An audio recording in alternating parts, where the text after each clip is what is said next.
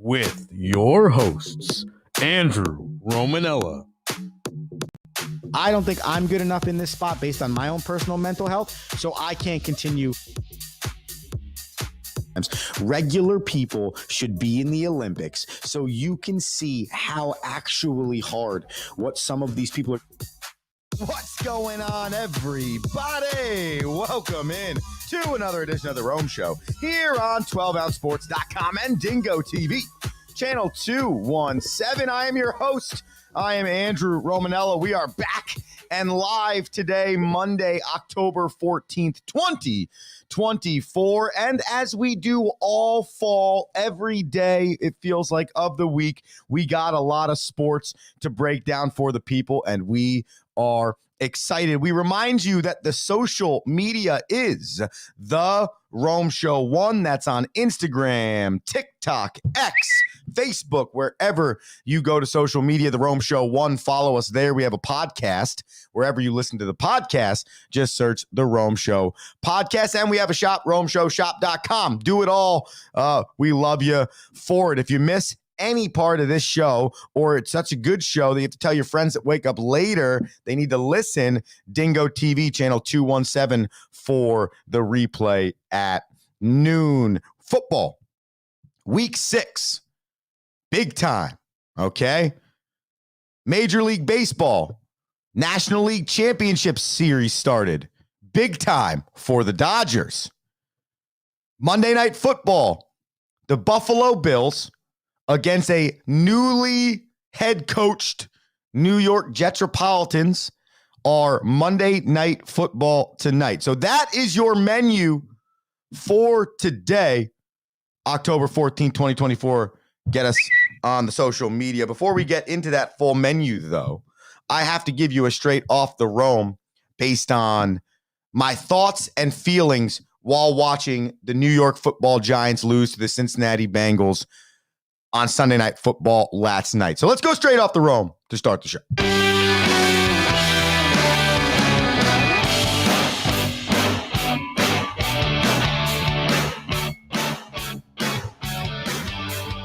So every Tuesday, we have a fine gentleman named Rocky Romanella join the show for a segment that we call Hockey with Rocky, okay?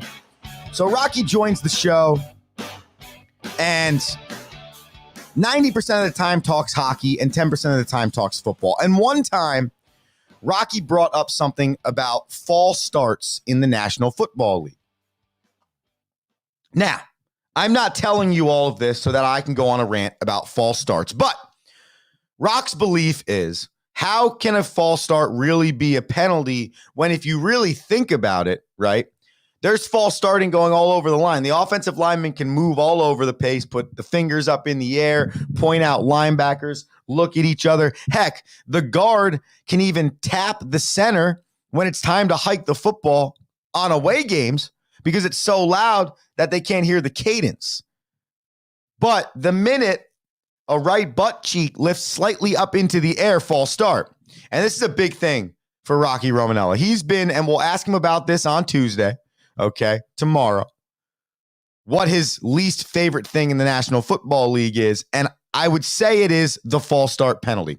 Well, I realized last night, while I was watching the football Giants versus the Bengals, okay, 10-7, the Bengals are leading the Giants in the fourth quarter. Okay. And I believe it's either a run or a slant or a quick pass, whatever it was. I want to say it was Darius Slayton out on the right side for like 45 yards. Okay. And then you see flag on the play. And you're saying to yourself, flag on the play. Like, and then you go back to 2 weeks ago when we were talking, maybe it was last week, about how every single time you have a play in the National Football League, you're looking at the bottom. If you're on TV, you're looking at the bottom left-hand corner. And if you're live, you're looking to see any yellow on the field. It's like if you've ever played Battle in Mario Kart, okay? And when you play Battle in Mario Kart and you don't turn off any of the items, there are bananas everywhere. I mean, it's like you're losing your balloons because you're slipping on bananas left and right. bananas everywhere, okay? Just like the final segment of this show. So that's what it looks like in a National Football League game. Yellow flags everywhere. And you can't watch a big play. You can't watch a little play. You can't watch a general football play without thinking, hey, is there going to be a flag on this play? Was there a flag on that play? Well, while the Giants are trying to mount a comeback last night in a low offense, higher defensive game, the football Giants make a play deep in their own zone, and it comes back for a flag. And the flag is this.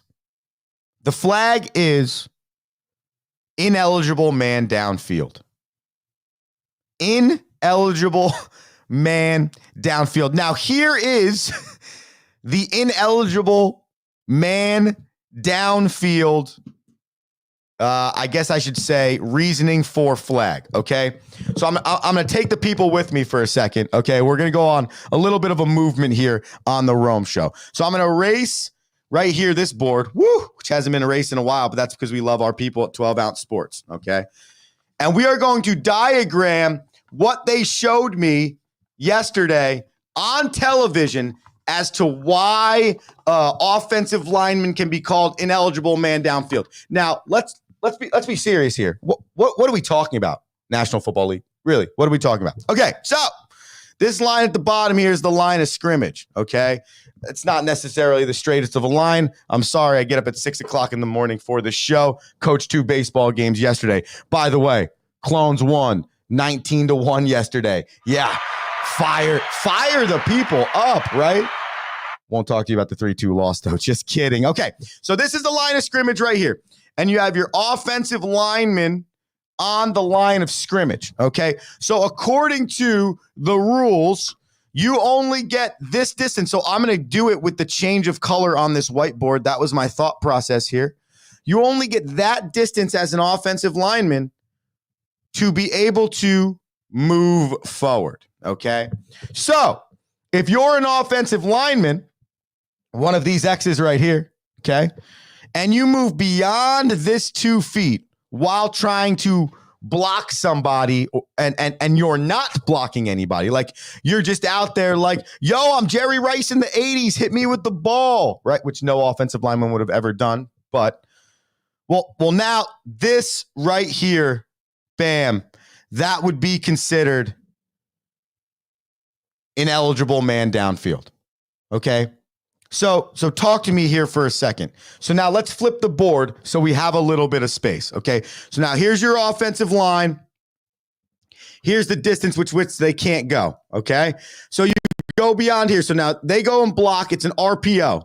They go and block forward. Okay. An RPO, run pass option. All right. Run pass option meaning Daniel Jones has the football and he says to himself, okay, I'm going to hand this off possibly to Tracy, but if I feel like we have a better shot for the little quick option slant route there, I'm going to hit him.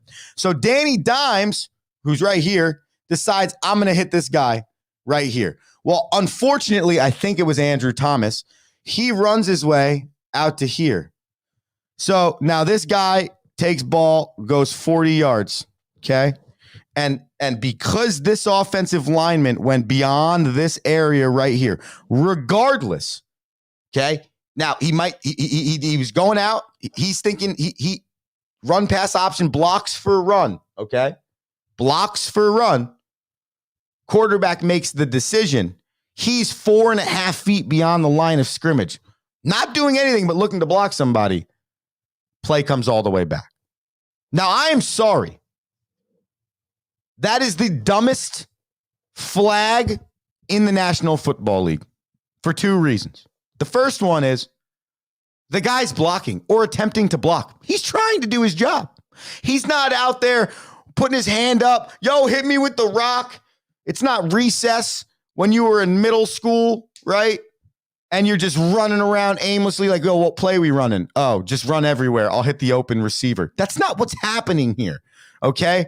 He's getting out to do his job. So that's the first thing. The second thing is, who cares? Seriously, who cares?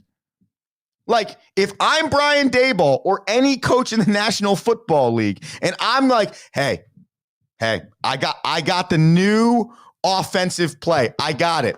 We're going to hike the football to our quarterback, and then we are going to run all of our offensive linemen on seam routes up the middle of the field, okay? And hear me out, because no one's going to block the quarterback, right? But we'll have time. Maybe they'll nudge for a second. The linebackers won't even know what to do, and we'll hit Andrew Thomas down the seam for 15 and a first down. No, that's why the tight end position was created. But it still doesn't mean that an offensive lineman should get flagged for being 4 or 5, 6 yards down the field. You want to flag them for maybe if they're 5 or 6 yards down the field blocking, and then they go out and catch a pass and you say that's illegal? Sure. Fine. I still think that's stupid. If you want to run offensive plays to your offensive lineman, do it. Who cares? It should be 11 dudes on the field. 11 dudes can touch the rock. 11 dudes can have a play call for them. The stupidity of number 76 is reporting eligible. Who cares? Everyone should be eligible. They're on the field. No? Am I losing my mind? So the Giants, so be it, good, bad, and different, are trying to mount this comeback in the fourth quarter. They execute a great play, and it gets called back because Andrew Thomas is in the middle, 3 to 4 yards past the line of scrimmage, just looking to go like this. And that's why. And that is the dumbest, I repeat, the dumbest flag rule in the National Football League. So to me, that is my Rocky Romanella despises the way the false start operates feeling from the National Football League. What are yours? I would love to know. Does anyone else have, and it doesn't have to be football, a penalty that every time it gets called, you're like, that is atrocious. How is that even a rule in this league? It's not about whether the penalty should be called or not. It's why is it even a rule is my question. That is what needs to be answered, because the National Football League over the course of time has probably lost a lot of awesome big plays, which is exactly what they're looking for excitement and entertainment for the fans, because an ineligible man downfield, that was no more than a guy that was number 60 to 79 running 2 or 3 yards past the line of scrimmage, thinking that he was going to try and block somebody. And because it went from a run to a pass, the offense got way past him, and he really didn't do anything on the play. So let's rethink that one, National Football League. I hope you don't rethink listening to the Rome Show here, 12ouncesports.com, Dingo TV channel 217. I know you did not expect to get a football diagram on today's show. If you didn't get to see me do the diagram, Dingo will replay the show at noon. So get to channel 217 and check that out. Okay, this could arguably be my favorite part of the week, which is going through the games that were played over the weekend in the National Football League. So we're going to put on some of our favorite sounder music, and we are going to break down week 6 Sunday. You know what? I'll give you the Thursday game too, because I wasn't here on Friday for you. Week 6, Thursday and Sunday, National Football League. If you got any thoughts on this, get up on the Instagram and the Twitter. The Rome Show one. Okay, music makes you lose control.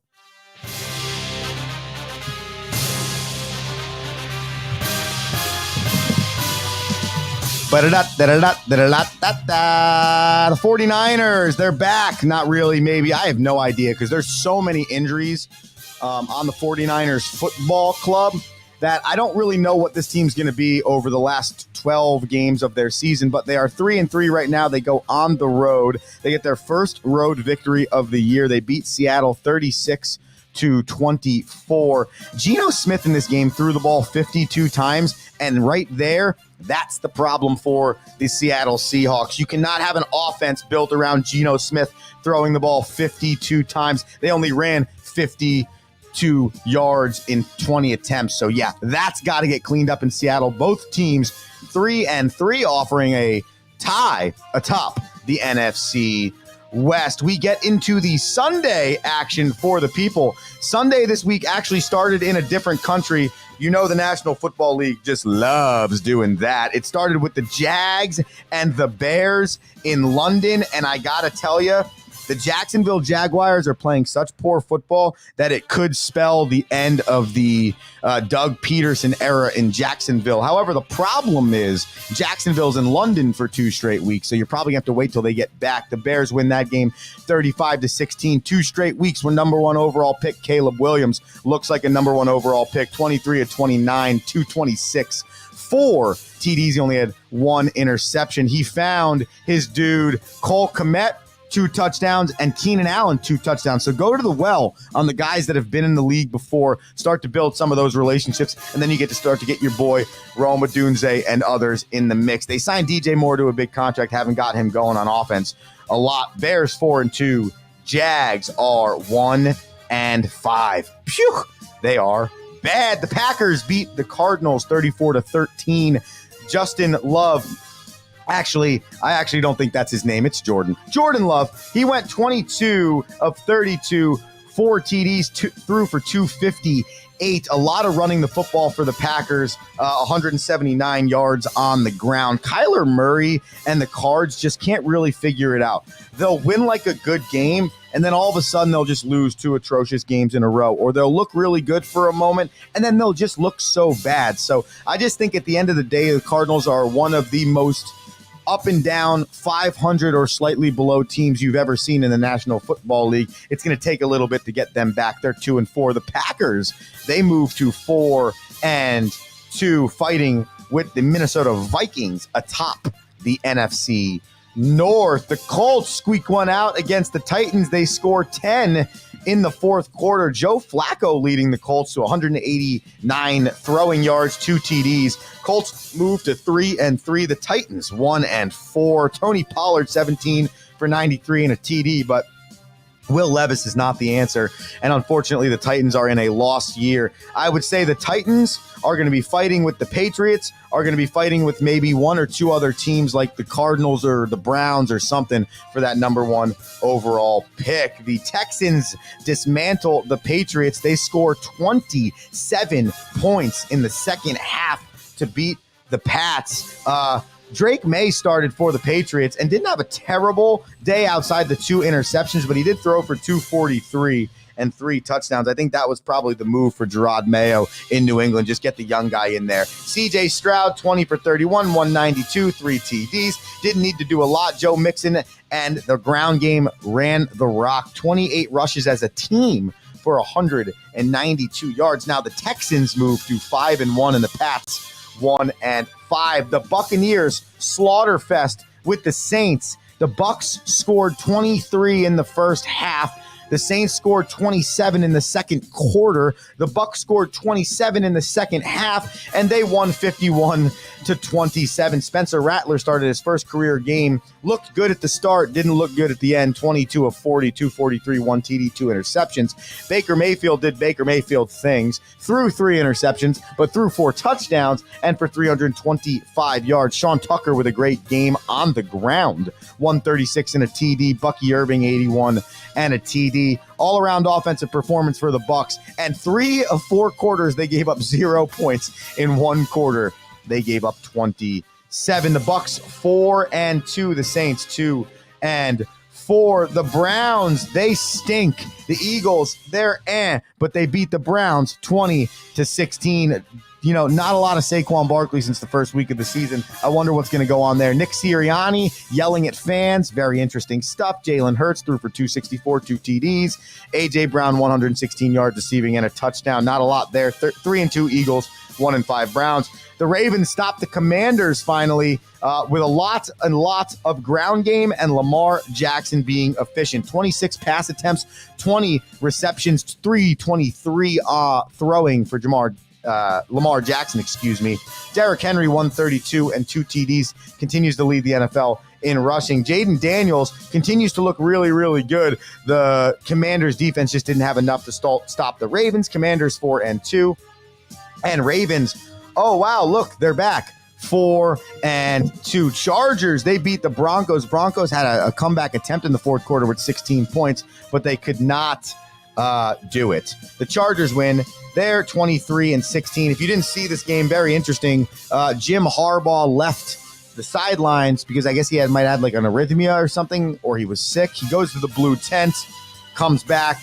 They win the football game. His brother John was in an interview. He leaves the interview to go check on his brother because he heard he went to the blue tent. Harbaugh's doing Harbaugh things. The Broncos did Bronco things where they could have won, but they didn't win. It was just Bronco stuff. Chargers 3-2, Broncos 3-3. AFC West shaping up very interesting this year. Steelers, they bang on the Raiders 32-13. Aiden Carroll started for the Raiders, didn't matter. 2 rushing touchdowns for Justin Fields, 1 for Najee Harris. Steelers 4-2, Raiders 2-4. The Lions absolutely crushed the Cowboys. Like, the Cowboys played terrible. I think that McCarthy's job, he's on the hottest seat in the National Football League right now ever since Robert Saleh got fired. So I would say that game from the Lions might have cost McCarthy his job. We will see. Cowboys are 3-3. They scored 9 points. Dak Prescott's not good right now. And the Lions do what they should be doing, which is winning and scoring points, and Jared Goff playing pretty good football. 4-1 the Lions are. And let's finish 2 games. Falcons, they beat the Panthers 4-2. The Falcons now all of a sudden looking like they're atop that NFC South, which is always a wild division. Kirk Cousins, 19-30, 225, and a TD. Hey, Kirk Cousins didn't turn the football over. That's huge for the Falcons. Andy Dalton's playing okay football, had 2 TDs, 2 interceptions for the Panthers. It's not very good. They might be looking at the number 1 overall pick again as well. And then the aforementioned Bengals defeat the Giants 17-7. Not a great game for Daniel Jones and the boys. The Giants running game, they ran not very well, 119 yards, but 56 of them came from Daniel Jones. I don't know if that's very sustainable. I do think he needs to run the football, but I think you need to continue to get Tyrone Chase. He had 17 carries, but only 50 yards. If you can get him going more and you get a little bit less Daniel Jones, they had 205 receiving yards without Malik Neighbors on the field. So I think you feel the Malik Neighbors loss for the Giants, and then the running game, it can't be dominated by your quarterback. I think we've learned that across history in the National Football League. Joe Burrows and the boys, okay game, okay enough to win. They're 2-4, and so are the Giants. And that right there, ladies and gentlemen, was the National Football League on Thursday and Sunday, Week 6. We're going to take a quick commercial break. We're going to come back, break down Monday Night Football, and then give you our picks for Monday Night Football, The Rome Show, 12ouncesports.com, Dingo TV, channel 217. Need tickets to that next event? Well, at 12 Ounce Sports, we've got them with soccer anywhere in the world. Tickets to any venue, any sport. Want to go to NCAA or NFL football matches? We've got them. Yeah. Baseball at every level. Every Power 5 matchup is available. Don't forget, costumes and paint are optional. What's that? You want to go to Broadway? We have those too. Want to jam out? Every concert, every artist. That's right. At 12 Ounce Sports, we've got the tickets for less. 12ozsports.com/tickets. That's 12ouncesports.com/tickets.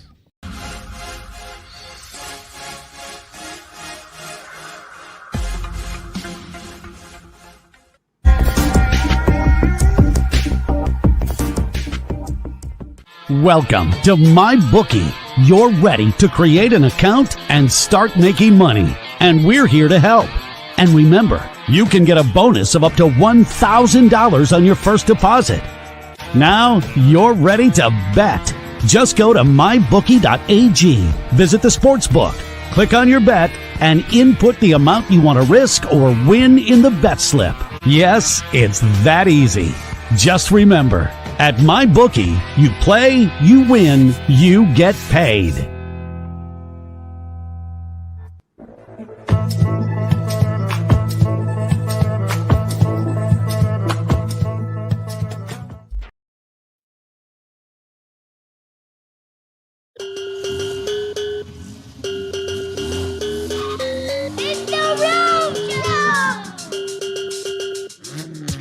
Yeah, it's the Rome Show, 12ouncesports.com. Dingo TV channel 217, the Rome Show 1 on all the social media. It's the bottom of the show. Woo! All right. I got a question scrolling, ladies and gentlemen, but we're going to do this really fast. All right. Wait, here it is. It's at the bottom. What do you got?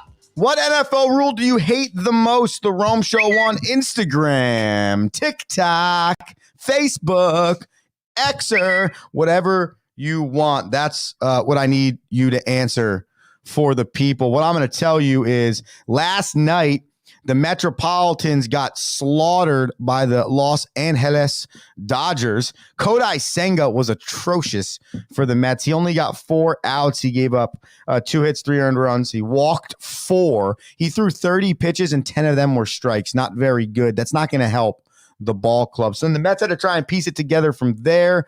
It was difficult. Gave up 3 in the 4th, 3 in the 8th.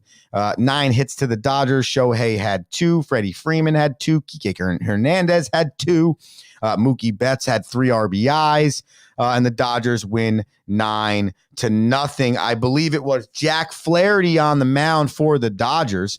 He went 7, 2 hits, 6 Ks, 2 walks. That's what it should look like for a team that's trying to win the National League Championship Series. So that was game number 1 for the National League Championship Series. Game number 2 is today at 4:08.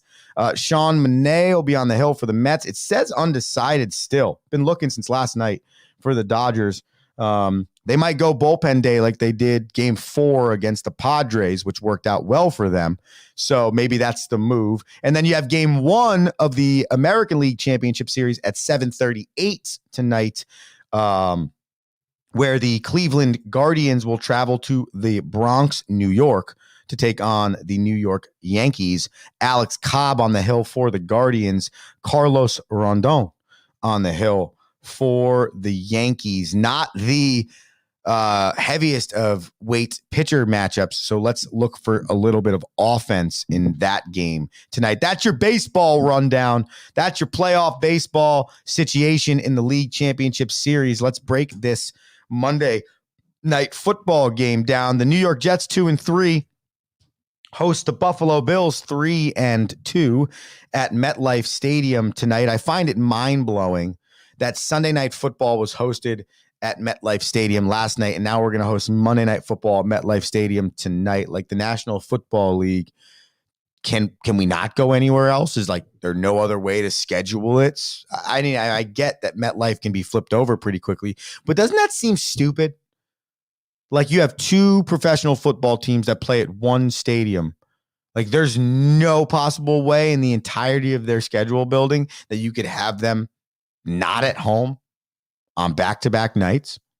I'm just saying, like, hey, listen, shout out to the MetLife staff if they can make that turnover back-to-back, but that seems terrible. But either way, the Jets host the Bills 8:15 tonight. The Bills are only favored by a point. Okay. I find that very interesting. Now, listen, the Bills have lost 2 straight. Okay. The Jets are coming off firing their head coach, and they have been one of the most inconsistent teams in the league so far. You really don't know what you're getting from Aaron Rodgers. It's not the worst quarterback play in the league. I think we know that, but it's nowhere near top 10, top 15 right now. The Bills, for the most part, usually have the top 5 to 7 quarterback in the league play, but it's been wishy-washy for Josh Allen and the boys the last 2 weeks. So this is a football game where 2 teams coming in struggling with the identity of what their football team is. Who are the New York Jets? Are they going to run the football with their 2 really good running backs, or are they going to try and be pass heavy with Aaron Rodgers, right? What are they trying to do? Is it Rodgers to Wilson, right? Or is it a 2-headed monster on the ground? What is the identity of the New York Jets? Or is it all defense? Is it 85 Chicago Bears? We're just going to dominate on defense. And what is it for the Buffalo Bills?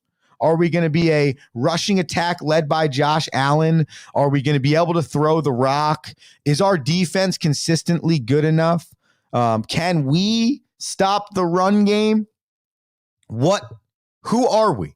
What type of team, and are we going to be led by our passing attack, our running game, or our defense? Both teams have major questions to answer on what type of team they are. But at the end of the day, someone's going to come out of here with a victory.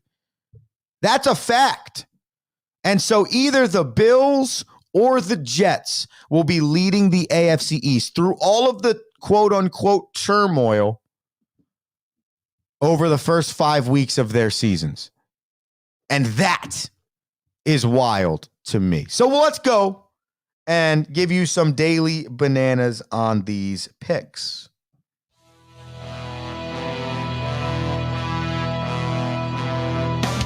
All right. The other day on Thursday, since we weren't live on Friday, I took Thursday Night Football under at the 49.5. It was not. It was over. It looked under for a while, but nope, it went over. And then I took Deebo Samuel rushing plus receiving over 80, I think, or 90. But either way, he was over 100 receiving on his own. So I went 1 for 1 on that day. I'm 112 and 90 on the year. We're going to go with a twofer here. We're going to go Monday Night Football to start. I'm going to take the Buffalo Bills at the -1. I just believe, again, pick them, so I'm getting a money line with the spread. I'll take that. Give me the Bills at the -1. The over-under in this game is 40.5, which makes me feel like it's going to be under. And so I'm going to go under. I have this belief that when the line is at 40 or slightly below or slightly above, there's a real reason for that. Unlike some of the ones we saw this weekend, 45.5, 46.5. So give me the under on the 40.5. Give me the Bills by the -1. By the way, the Bills opened at -3. And then give me